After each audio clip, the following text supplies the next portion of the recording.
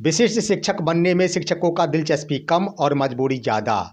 खबर देखने वाले आप तमाम दर्शक बंधुओं को अपने ही दोस्त एसके चौधरी की ओर से एक बार फिर से प्यार भरा नमस्कार और आदाब।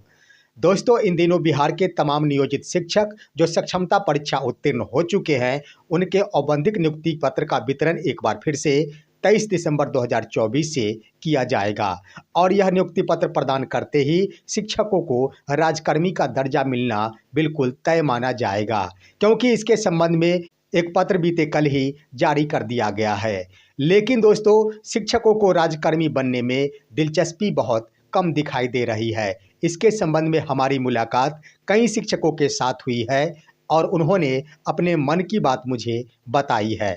साथ ही साथ उन्होंने अपनी मजबूरियां भी बताई है कि आखिर अंत समय में अगर राजकर्मी का दर्जा मिल जाए तो शायद जीवन के लिए एक सुरक्षा जरूर मिल जाता।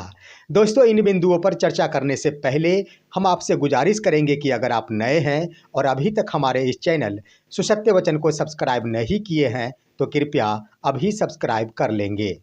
दोस्तों, आइए, कई ऐसे बिंदु हैं जिसके आधार पर शिक्षकों की दिलचस्पी विशिष्ट शिक्षक बनने में काफ़ी कम दिखाई दे रही है। आइए बारी बारी से हम जानते हैं कि आखिर क्यों शिक्षक विशिष्ट शिक्षक का दर्जा नहीं प्राप्त करना चाहते हैं। सबसे पहला कारण है कि शिक्षकों की सेवा नई हो जाएगी। अभी तक के प्रावधान के अनुसार शिक्षा विभाग की ओर से शिक्षकों को विशिष्ट शिक्षक का दर्जा प्रदान किया जाएगा तो वो शिक्षक नियुक्ति तिथि से ही राजकर्मी घोषित किए जाएंगे, यानी उनकी सेवा बिल्कुल नई हो जाएगी। दूसरा बिंदु है कि इस पद को ट्रांसफरेबल बनाया गया है। सबसे बड़ा डर शिक्षकों को इसी रूप में सता रहा था कि हमारा ट्रांसफ़र नहीं हो। इसका मुख्य कारण है दोस्तों कि आज की तिथि में लगभग 3 लाख के आसपास नियोजित शिक्षकों की संख्या है और इन शिक्षकों के द्वारा सक्षमता परीक्षा में लगभग 2 लाख के आसपास शिक्षक शामिल हो गए हैं। साथ ही साथ वो उत्तीर्णता भी हासिल कर चुके हैं।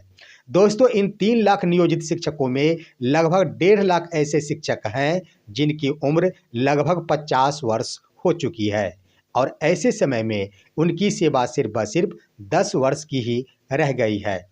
इन 1.5 लाख शिक्षकों में ढेर सारे शिक्षक अपने आप को सेटल कर चुके हैं, अपने बच्चों के पढ़ाई में बिल्कुल मशगूल हैं, साथ ही साथ अपने घर परिवार की देखरेख में लगे हुए हैं। अगर इन शिक्षकों का ट्रांसफ़र होता है तो शायद इनका परिवार ही टूट जाए, इनका परिवार ही इनसे बिछड़ जाए। इसी का डर सता रहा है लगभग 1.5 लाख शिक्षकों को जो विशिष्ट शिक्षक का दर्जा प्राप्त करना नहीं चाहते हैं, क्योंकि उन्हें डर है कि कहीं मुझे ट्रांसफ़र न कर दिया जाए। और वैसे भी संशोधित नियमावली जो जारी किया गया है, उस नियमावली में इस बात का उल्लेख कर दिया गया है कि शिक्षकों का ट्रांसफ़र जिला पदाधिकारी के माध्यम से जिला स्तर पर ही होगा, लेकिन प्रथम स्थानांतरण राज्य मुख्यालय की ओर से होगा। ऐसे में शिक्षकों को यह डर सताने लगा है कि प्रथम ट्रांसफ़र में ही ऐसा न हो कि सभी के सभी राजकर्मी बनने वाले शिक्षकों को ट्रांसफ़र कर दिया जाए। अब आइए दोस्तों, तीसरे बिंदु पर विचार करते हैं। तीसरा बिंदु है कि शिक्षक कनीय हो जाएंगे। स्वाभाविक है, अगर नियुक्ति तिथि से शिक्षकों को विशिष्ट शिक्षक का दर्जा दिया जा रहा है, उन्हें राजकर्मी घोषित किया जा रहा है, तो इससे पहले 2 बार बीपीएससी के माध्यम से शिक्षकों की बहाली हुई है। निश्चित रूप से अगर नई नियुक्ति में परिणत किया जाता है तमाम सक्षमता उत्तीर्ण शिक्षकों को, तो वो सभी के सभी नई सेवा में आकर बीपीएससी से बहाल शिक्षकों से कनीय हो जाएंगे।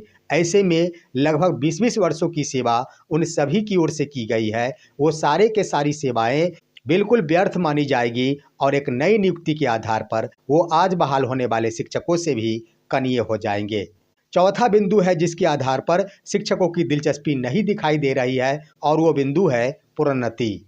दोस्तों, इन बिंदु के आधार पर अगर शिक्षक नई नियुक्ति के आधार पर राजकर्मी का दर्जा प्राप्त करते हैं तो निश्चित रूप से एक बार फिर से उन शिक्षकों का प्रोन्नति बाधित होगा, क्योंकि नई सेवा की शुरुआत होते ही लगभग 8 वर्ष की सेवा उन्हें देनी पड़ेगी और 8 वर्ष सेवा पूर्ण होने के उपरांत ही शिक्षकों को एक बार फिर से प्रोन्नति का दावा करने का अवसर मिल सकेगा। ऐसे में दिलचस्पी कम होना लाजमी बनता है। पांचवा बिंदु है कि सेवा संपुष्टि। दोस्तों, जो संशोधित नियमावली जारी की गई है उस नियमावली में एक बार फिर से इस बात का उल्लेख कर दिया गया है कि शिक्षकों की सेवा संपुष्टि के बाद ही वे सभी के सभी शिक्षक अस्थायी रूप से विशिष्ट शिक्षक का दर्जा प्राप्त कर सकेंगे। यानी शिक्षकों की अभिनियुक्ति औपबंधिक रूप से होगी और 2 वर्षों की सेवा के बाद ही उनकी सेवा संपुष्ट मानी जाएगी। ऐसे में 2 वर्ष तक वे सभी के सभी शिक्षक शिक्षा विभाग के रडार पर रहेंगे। जानबूझकर वो अपनी ओर से कोई गलती नहीं करेंगे या फिर उनमें इस बात का भी डर बना रहेगा कि किसी बाहरी तत्वों के द्वारा उन पर कोई जालसाजी की जाती है या फिर उन्हें फंसा दिया जाता है। तो ऐसे में उनकी यह प्रोबेशन पीरियड होगी और इस प्रोबेशन पीरियड में वो एक बड़े शिकार बन जाएंगे, शिक्षा विभाग की ओर से कार्रवाई के भागीदार हो जाएंगे। छठा बिंदु है नियोजित शिक्षकों के क्रम में ही वे सभी के सभी शिक्षक एक ही तिथि से राजकर्मी घोषित किए जाएंगे। जैसा कि आप सभी को मालूम होगा कि बिहार में अभी जितने भी कोटि के नियोजित शिक्षक हैं उनमें कुछ ऐसे शिक्षक हैं जिनकी सेवा लगभग 21 वर्ष पूर्ण हो चुकी है। कुछ ऐसे शिक्षक हैं जिनकी सेवा लगभग 14 वर्ष हो गई है। कुछ ऐसे शिक्षक हैं जिनकी सेवा 10 वर्ष हो गई है। कुछ ऐसे शिक्षक हैं जिनकी सेवा 5 वर्ष संपन्न हो चुकी है और कुछ ऐसे शिक्षक हैं जिनकी सेवा 2 वर्ष पूर्ण हुई है। ऐसे में तमाम शिक्षक 2 वर्ष से लेकर 21 वर्षों की सेवा करने वाले शिक्षकों को एक तिथि से ही राजकर्मी घोषित किया जा रहा है, जिसके आधार पर शिक्षकों को कुंठित होना लाजमी बन जाता है। इस आधार पर खास तौर पर ज़्यादा से ज़्यादा दिनों तक सेवा देने वाले शिक्षकों के मन में ये भ्रम की स्थिति बन चुकी है और उनकी दिलचस्पी बिल्कुल भी नहीं है कि हम विशिष्ट शिक्षक का दर्जा प्राप्त करें और नई सेवा में एक बार फिर से बहाल होकर जाए। और सातवां सबसे अंतिम बिंदु है कि शिक्षकों के ऊपर कार्रवाई ही कार्रवाई का बोझ डाल दिया गया है। जो नई संशोधित नियमावली जारी की गई है वह कुल 12 पन्नों का नियमावली तैयार किया गया है, लेकिन दोस्तों हम बता दें कि 12 पन्नों में 7 पन्ने ऐसे हैं जो शिक्षकों पर होने वाले कार्रवाई से ही भरा हुआ है। यानी 7 पन्नों का एक नियमावली तैयार की गई है शिक्षकों के ऊपर होने वाले कार्रवाई को लेकर, लेकिन पूरे नियमावली को गौर से आप देखेंगे तो एक भी ऐसा बिंदु नहीं है जिसमें उल्लेख किया गया हो कि शिक्षकों के द्वारा अगर सराहनीय कार्य किया जाता है, शिक्षकों के द्वारा बच्चों के उज्जवल भविष्य का निर्माण किया जाता है, तो आखिर इनाम के रूप में उसे क्या दिया जाएगा, शिक्षकों को प्रोत्साहन के रूप में क्या कुछ दिया जाएगा। इन बातों का उल्लेख नहीं किया गया। लेकिन एक छोटी सी गलती कि अगर शिक्षकों के द्वारा पाठ्यटिका नहीं लिखा जाता है तो उन्हें ट्रांसफ़र कर दिया जाएगा। अगर शिक्षकों को जालसाजी के रूप में किसी के द्वारा पुलिस अभिरक्षा में भी फंसा दिया जाता है तो वह शिक्षक स्वतः ही निलंबित समझे जाएंगे। अगर शिक्षक जिनका काम ही है पढ़ना और पढ़ाना, ऐसे में शिक्षकों के द्वारा अगर प्राइवेट ट्यूशन पढ़ाया जाता है या फिर किसी कोचिंग के संचालक पाए जाते हैं तो उन पर कार्रवाई की जाएगी। यानी कार्रवाई ही कार्रवाई से भर दिया गया है विशिष्ट शिक्षकों की नियमावली को और इस नियमावली के आधार पर शिक्षक हमेशा ही कार्रवाई के भागीदार होंगे। माना कि शिक्षा विभाग ने ट्यूशन पढ़ाने के लिए रोक लगा दी है, माना कि कोचिंग चलाने के लिए रोक लगा दी है, लेकिन कम से कम इन बिंदुओं पर विचार किया जाना चाहिए था कि शिक्षकों का काम ही होता है पढ़ना और पढ़ाना। स्वास्थ्य विभाग की तरफ भी देखा जा सकता है कि सरकारी डॉक्टर्स होते हैं, उनका काम होता है सरकारी चिकित्सालय में जाकर निःशुल्क सेवा करना, लेकिन कौन ऐसे सरकारी चिकित्सक हैं जिनके निजी क्लिनिक नहीं है? कौन ऐसे सरकार जो प्राइवेट से मरीजों को नहीं देखते हैं?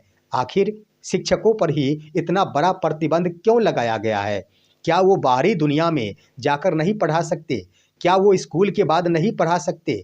कम से कम इन सब से जरूर शिक्षकों को फ्री रखना चाहिए था। इन तमाम बिंदुओं के आधार पर शिक्षकों की दिलचस्पी बहुत कम दिखाई दे रही है। वो एक बार फिर से विद्यालय में योगदान करे और विशिष्ट शिक्षक का दर्जा प्राप्त करे।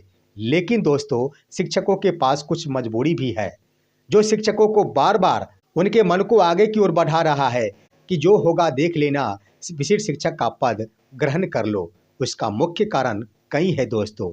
सबसे बड़ा कारण है कि शिक्षकों ने वर्षों की सेवा दे रखी है।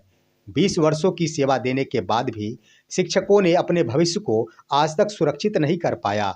उन्हें आज तक कोई पेंशन का लाभ नहीं दिया गया, कभी यूटीआई का लाभ दिया गया तो कभी प्राइवेट कर्मियों को जो दिया जाता है उसी ईपीएफ का लाभ दिया गया, लेकिन सरकारी कर्मियों को दिए जाने वाले वो लाभ जो एनपीएस से आच्छादित होते हैं आज तक उन्हें नहीं मिल पाया, जिसके कारण शिक्षकों का भविष्य अंधेरमय दिखता है। और वो शिक्षक सोचते हैं कि अगर 10 वर्ष ही सेवा बची है, इसी में अगर एनपीएस के माध्यम से कुछ हासिल हो जाता है तो बुढ़ापे के लिए एक सहारा 2-4 हज़ार रुपये अवश्य बन जाएंगे, जिस मजबूरी के कारण शिक्षकों का मन विशिष्ट शिक्षक बनने की तरफ डोल जाता है।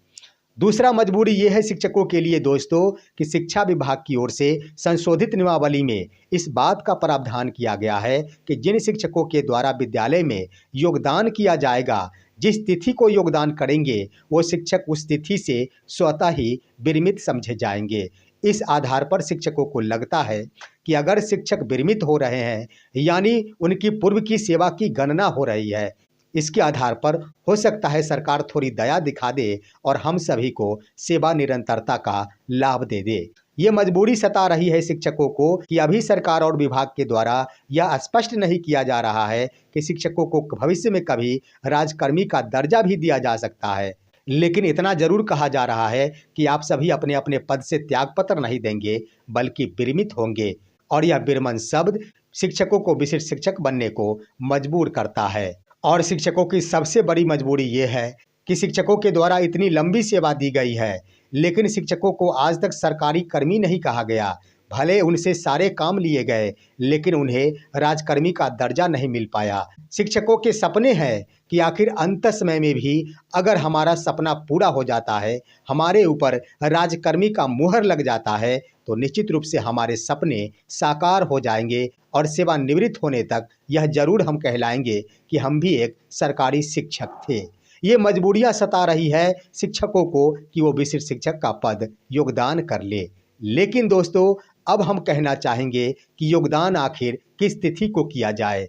जिस तरह से शिक्षा विभाग के द्वारा पत्र निकाला गया है कि 1 से 7 जनवरी 2025 तक शिक्षकों को विद्यालय योगदान करने का अवसर प्रदान किया जाएगा। इसके संबंध में हम कहना चाहेंगे कि अगर शिक्षक 1 जनवरी 2025 को योगदान करते हैं तो उन्हें 1 इंक्रीमेंट का नुकसान झेलना पड़ेगा। वहीं अगर 1 जनवरी के बाद यानी 2, 3, 4, 5 चाहे कोई भी तिथि हो, उस तिथि को योगदान करते हैं तो उन्हें 1 इंक्रीमेंट का लाभ मिलेगा। वो इस रूप में कि 1 जनवरी को अगर शिक्षकों के द्वारा योगदान किया जाता है तो हर हाल में उन्हें 31 दिसंबर 2024 को प्राप्त हो रहे वेतन के बराबर ही विशिष्ट शिक्षक का वेतन दिया जाएगा। यानी 31 दिसंबर 2024 को सबसे पुराने शिक्षकों का वेतन 30,420 रुपये होते हैं। अगर 1 जनवरी को शिक्षक योगदान करते हैं तो उन्हें विशिष्ट शिक्षक का वेतनमान 30,750 रुपये देय होगा।